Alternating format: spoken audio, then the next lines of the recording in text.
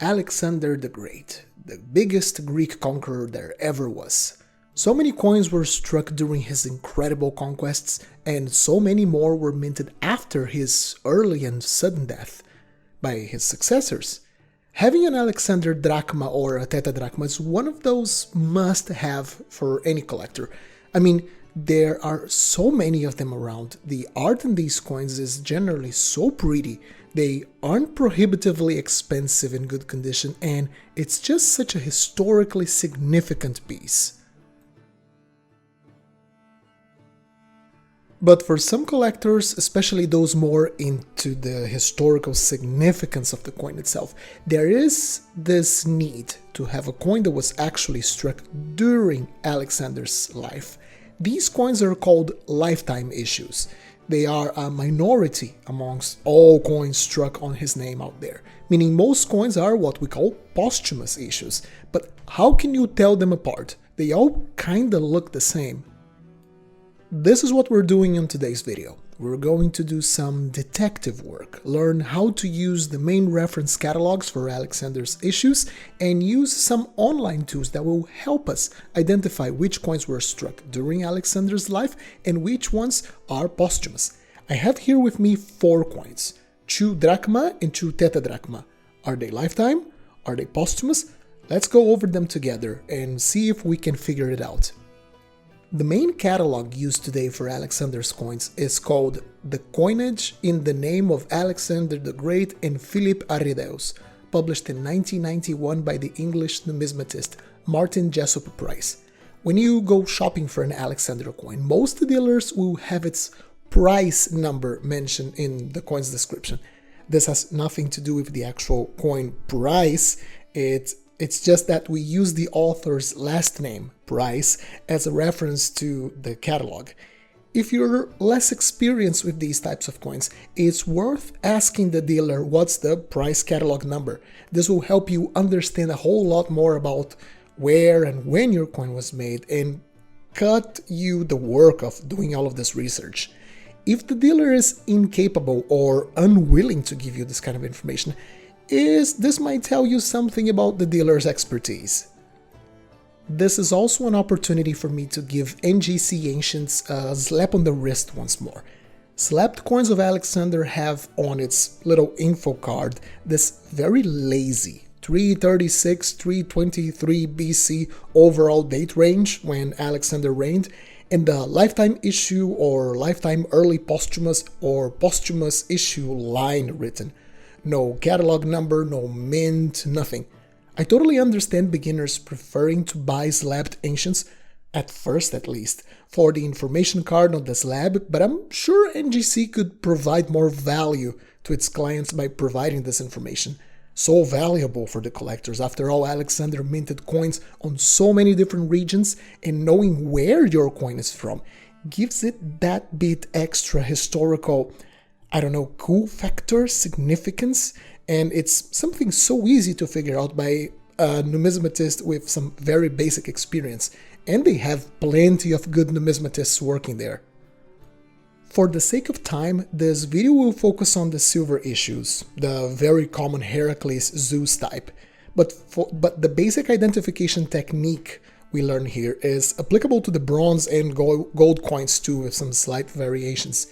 I'm also going to assume you do not have the price catalog number, meaning we will have to do a bit of detective work to figure out what we have.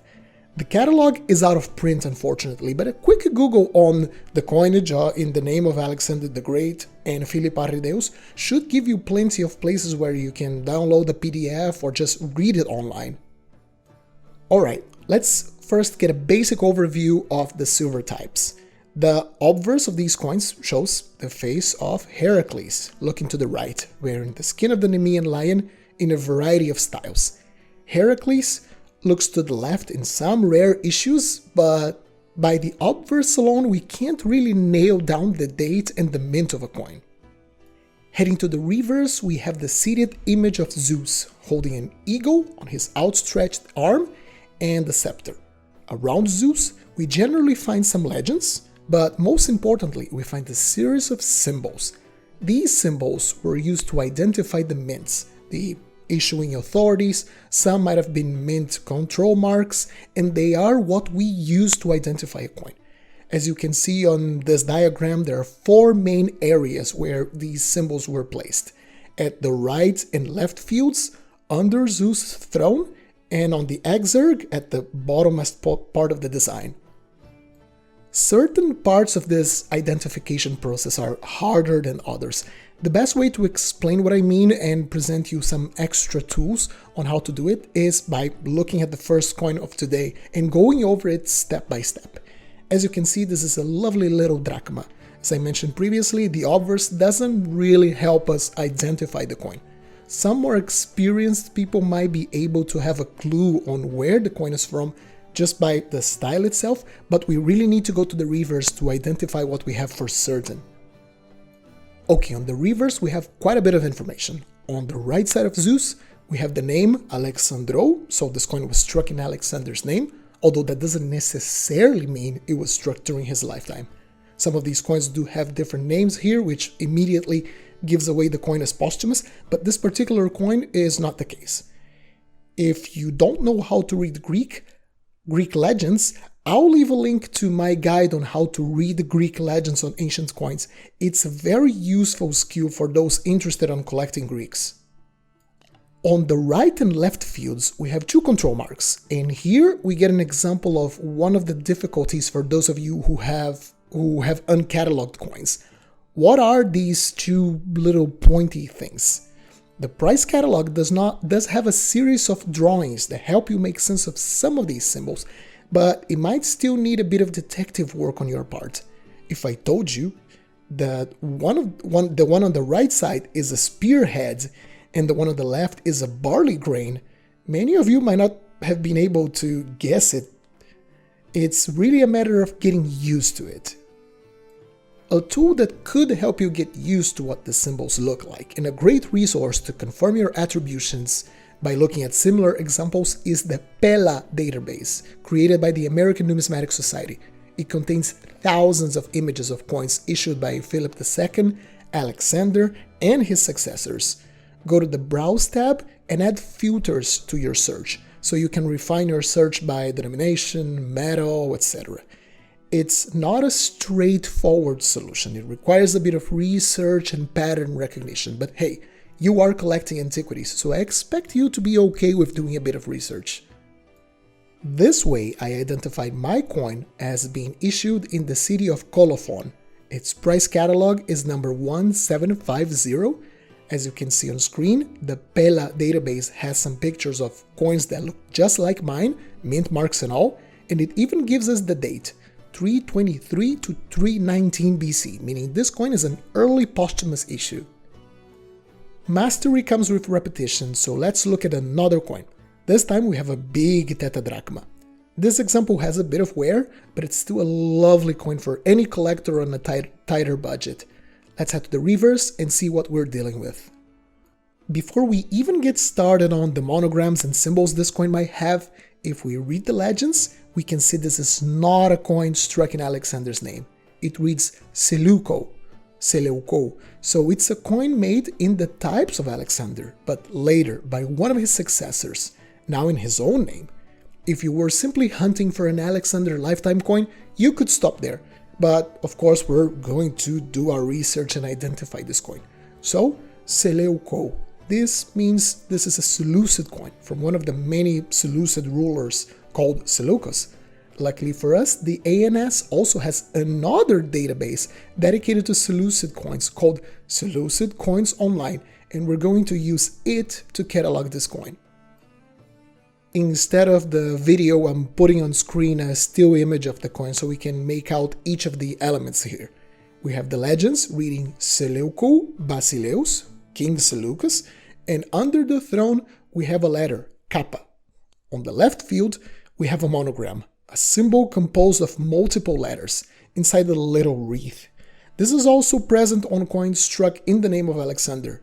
For these, both PELA and Seleucid Coin Online and the original price catalog have a compendium with lots of different kinds of monograms that you might find in these coins. So it's a matter of sifting through all of the types of different monograms and finding the one that matches your coin. Okay, so once more, it's a matter of looking up the database, using the filters to refine our search. We can refine it by legends, Seleucus Basileus, by monogram on the left field, by letter under the throne, by denomination, in this case a tetradrachm, and in my case it's Seleucid coins 117, and it was struck at the Seleucid capital of Seleucia on the Tigris, and it was made between 300 and 295 BC, so pretty early into Seleucid history. Of course, in your case, you might take maybe an hour or two looking around to nail down your exact coin, but as I mentioned, this is a scholarly hobby, so get cracking. Alright, so far we've seen one posthumous coin and one coin that isn't even struck in Alexander's name. How about this one? Will it finally be a lifetime issue? Let's look at this tetradrachma's reverse and see if we hit the jackpot this time. Okay, on the reverse of this one we have the name Alexandro, and for our only control mark to identify the coin we have this, well, very inappropriate symbol, which is nothing more, nothing less than a statue with an erection. Yeah, that's right. This is a herma, and is a very old type of statue made by the Greeks to ward off evil spirits, which generally had the bearded image of Hermes at the top. It was like a straight column, and that column had a phallus. That's why for beginners the identification of control marks can be quite tricky. You may find these very specific symbols that, unless you have deep knowledge of ancient Greek culture, you might not immediately know what it is. In any case, even with just a single minting symbol, we can figure out the mint and the date of this coin. Looking at price and doing the exact same technique I explained earlier, so looking for a herma on the left field, we can find this piece is attributed to the mint of Amphipolis, one of the most prolific mints of mainland Greece at the time, with the catalog number price 78 and is dated to between 336 and 323 BC, so we have a lifetime specimen here. Even with the catalog number, I like heading over to Pella once again to verify if my guess is right, and in fact, if we put it side by side my coin with the examples from the database, it seems like our attribution is correct. The style in the ANS example is also very similar to our coin. Okay, one last coin before we wrap it up. The obverse in this little drachma is very charming. The design fully fills the very well-made, well-rounded flan. Heracles looks threatening and mean, like a proper hero, and the headdress of the Nemean lion is very well executed, with the hairs in the lion's mane like flowing in different directions. Lots of details. That's what I would personally call a fine style for this type. But let's head to the reverse and catalog this coin. Alright, remember what we just learned? Right out of the bat, we can see this is not a lifetime piece, without even looking at the control marks. Why? Because this coin was not struck in Alexander's name. We can read Filippo from Philip, referring to Philip III, Alexander's mentally impaired half-brother, that was placed in the position of king as a temporary measure before, well, all of Alexander's generals organized their own territories and started shredding each other apart in needless wars. Oh, Alexander, you left us too soon. But in any case, let's try identifying this piece. Once more, an example on how identifying these coins requires a bit of pattern recognition and getting used to some symbols of ancient Greek mythology and religion that aren't really well known to most of us. We only have one symbol, the left field. We have what, at first glance for me, looked like a little rose, like a rose in a little strip. Turns out this is a Tarsus, a small rod with a ribbon tied to it and a pine cone at its tip. The god Dionysus is commonly depicted carrying it, and it's meant to represent virility and strength. With this control mark, we can then properly identify this drachma as price P51. P before the number, if you look at the catalog, generally means it was struck for Philip. In this case, it was minted at the city of Magnesia ad Meandrum, between 323 and 319 BC, so another posthumous coin, but an early one, just a few years after Alexander's death. As you can see, it's not exactly easy identifying Alexander's coins from scratch. The fact they are so common nowadays comes from the fact they were struck in such outrageous numbers. But this is one of the things that makes numismatics so fascinating. Diving in the books, searching, discovering things about your coins, and once you know what to look for, have the coin speak back to you. Tell you where it was from, when it was made, under which leaders from the past it was made. That's what makes this hobby incredible. Well, I hope I've made things a little bit easier for you with this video. If it did, don't forget to leave a like and consider subscribing, as it really helps the channel. And let us know in the comments if you have a lifetime or posthumous coin of Alexander.